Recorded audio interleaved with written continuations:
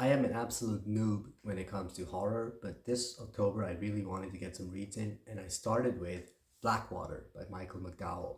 And guys, let me tell you, this is definitely one of my favorite books of the year. It might be an all timer for me, and probably one of my favorite standalones for sure. What this book is about, so I'm going to try to set the scene for you. Imagine early 1900s, small town Perdido in Alabama, and this place has been flooded. The Perdido River has swollen up, it's flooded everything, everyone's evacuated, and there's two people on a rowing boat, and they're just kind of rowing around, trying to see what they can salvage, trying to see what the state of the town, and they come to the hotel in town, and they look through the window, and there on a bed is a woman who they've never seen before, and she's like, "Hello, how's it going?" And they're like, "Oh, are you okay?" And she comes along with them in their boat. And this woman basically ends up joining the village. I think she becomes a teacher. And so we start the story from there, and then we go on. And it spans maybe 50 or so years. And this really is a family drama. It's about this woman and the impact she has on the village. But then it's also about this Kasky family, which is kind of like the richest family in the village, and what they go through over the years, like the kids they have, the drama between, mother-in-law and daughter-in-law and wife and husband and children. And it's just some of the most immaculate, amazing character work I've ever read. There's a wide cast of characters, and it's somewhat omniscient narration, but not fully omniscient, where we follow a lot of different characters, but they're all so unique and distinct, and they just pop off the page. And the writing is just so immersive. It really brought out the vibes of that time period. And there are horror elements, but they're very not that frequent. Every time there's a horror element, it's like, whoa, that was crazy, and it has a huge impact, and there's a lot of suspense because we're so invested in these characters, and the story, the way it was told, the way it wrapped up, everything about it was just an immaculate experience. And not just that, but this is also one of the best audiobooks I've heard. Like, this narration was top tier. Guys, if you have not read Blackwater and you are looking for a horror read, I cannot recommend it enough. Like I said, I think this is perfect for horror newbies. It's perfect for fans of fantasy because it really just felt like I said, it's kind of like historical fiction with just these minor horror elements, which were honestly very intriguing. So, having finished Blackwater, I then moved on to The Way of Edan by Dr. Philip Chase. And this book, to be honest, I had a bit of trepidation going into this. I'd waited a long time because I wanted specifically Alan's narration for this one.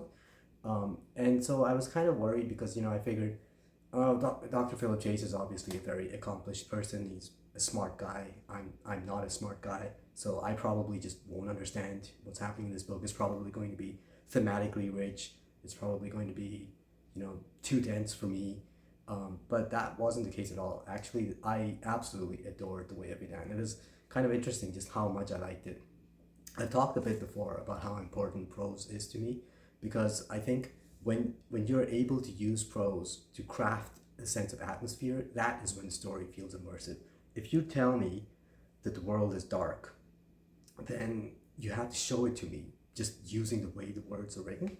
And Dr. Philip Chase does this immaculately. He instills this sense of just classic heroic fantasy just through the prose. So forget the characters, forget the plot, forget everything else, just the way it's written, the specific, more archaic use of language that he uses.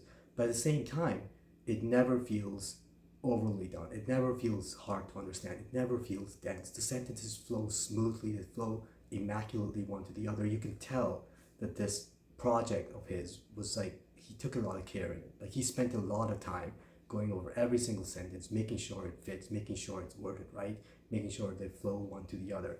And that to me is critically important because when those small things in line editing where the sentences stumble upon each other, those when they break immersion, it ruins the story, right? Then the characters stop becoming real. That you stop living the story with the characters because all of a sudden you're out of it for a moment trying to figure out, like, why did you phrase it like this? And in this case, there was nothing of that sort. Like the writing is just the kind that you just melt into, and it transports you into this classic fantasy world, which is rich. It is such a rich world. You can also tell he spent a lot of time developing this world, but at the same time, he didn't feel the need to just shove it down your throat. Like, it was done really well with, you're just exposed to the world as is relevant for the story, while just getting hints that there's something much broader going on. I love the plot because this is all about a holy war, and you see so many facets of that. You see the people who are true believers, and those were some of the most fascinating characters to me. And then you see people who are, in the priesthood, but they're not believers and they're out in it for themselves, and you're like, what's going on with them? There's a lot of intrigue going on there, which I think it's set up for books 2 and 3 like really well. And then the characters I enjoyed a lot. Like Raven, I was fully on board with this story. I think just this like earnest young man who's gets kicked out of his village for reasons beyond his control, and then he has to go on his journey. It's such a classic story, but every time I read it, something about it just touches me, and I think Philip Chase is doing something special here. So I absolutely loved The Way of Edan, and I've only heard that books 2 and 3 are even better, which is super exciting for me.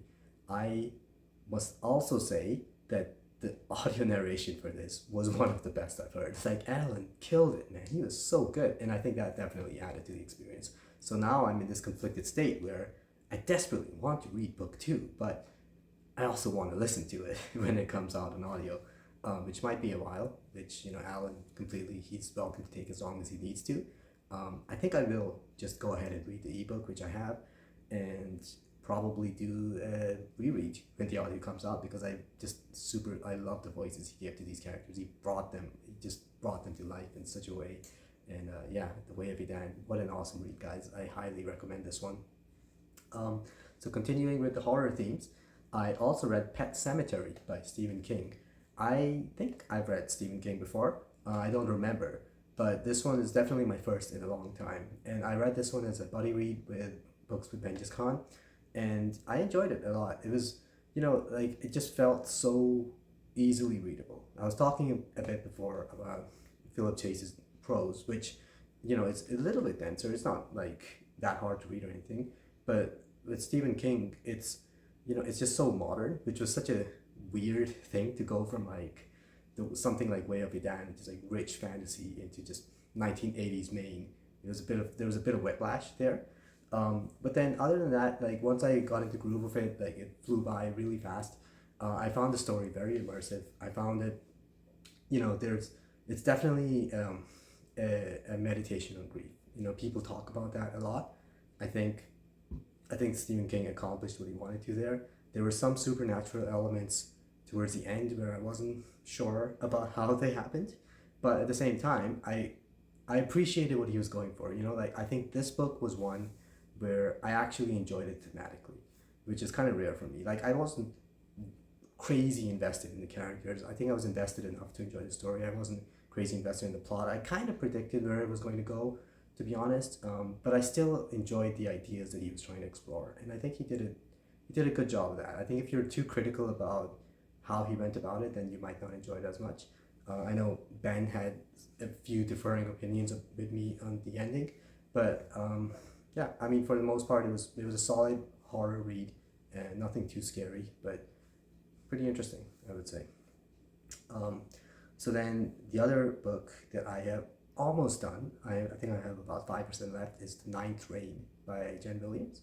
And this one I really enjoyed. I mean, talk about just immaculate world building, and done in a way where I love, where it's like slowly revealed to you as the characters learn about it. There's so much intrigue and mystery, and the plot and the world are intertwined. That's the kind that I really enjoy. I think I try to implement that in my own books, and I think it's immaculately done here. At the same time, I love her writing, her style, her prose, very immersive, and then the characters are just so compelling. So I honestly enjoyed The Ninth Reign so much. And this one, I picked this up on after May Between the Pages. Taylor gushed about it on her channel, and I think this was a great pickup. Like, I'm honestly trying to think about whether or not I should wait before going to book 2, because I'm trying to think of other things I have to read, but I might just jump into it because I'm so in it right now, and I only have 5% left, and things have really picked up. And yeah, this is a really well-balanced story with an awesome atmosphere, amazing characters, and yeah, again, immaculate world building.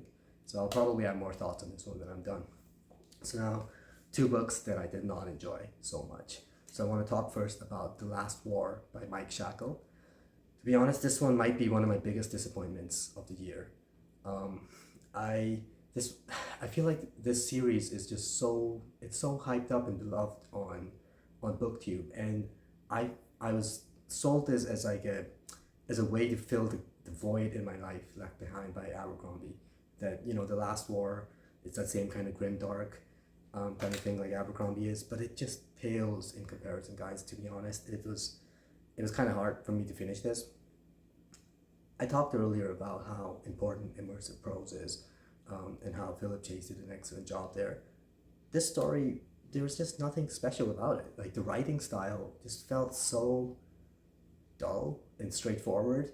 And so, even though you're being told that this world is dark and horrible and these horrible things are happening, the way it was told didn't make any of it real, right? So, none of the characters ever felt real. And those characters themselves were just kind of annoying. Like, I know that they were set up specifically for growth, but that growth happened a bit too quickly and they were annoying for a bit too long. And the way that they were annoying was just repetitious, like over and over, the same thought processes repeated over and over. I didn't really like it. It There were a few moments in this book where characters walk away with grievous injuries and then all of a sudden they're totally back to normal. That just drew me out, and just overall I found it, to be honest, very mediocre. I'm glad that people enjoy this series. I don't think I'll be continuing, and I am very disappointed about that because I had really high hopes. Yeah, if you love the series, then power to you. I'm very happy for you, but I don't think it's for me. It just nothing about it was immersive or spoke to me in any such way. The other book that I did not enjoy, and I have now DNF'd, is Superpowereds by Drew Hayes. I don't know why I struggled through almost 80% of this on audio. I think it was because it was free on Audible. And guys, this was just so cringe. I mean, the way the characters talk, it just every time I was like, no one talks like that, and it hurt me. And the writing, I think a lot of it is just this particular genre has some of these tropes and some of these um, I don't even know what to call it. Mannerisms for characters, but yeah, Superpowers did not work for me. Let me know if you liked it. Not one for me. And yeah, that's my update. I hope you guys have had an awesome October reading so far. I've been a little bit sick, so if I sound kind of weird, that's the reason. Yeah, I highly recommend it, guys. Blackwater by Michael McDowell, The Way of Edan, and The Ninth Reign. Those are my best reads of the month so far. Have a good one.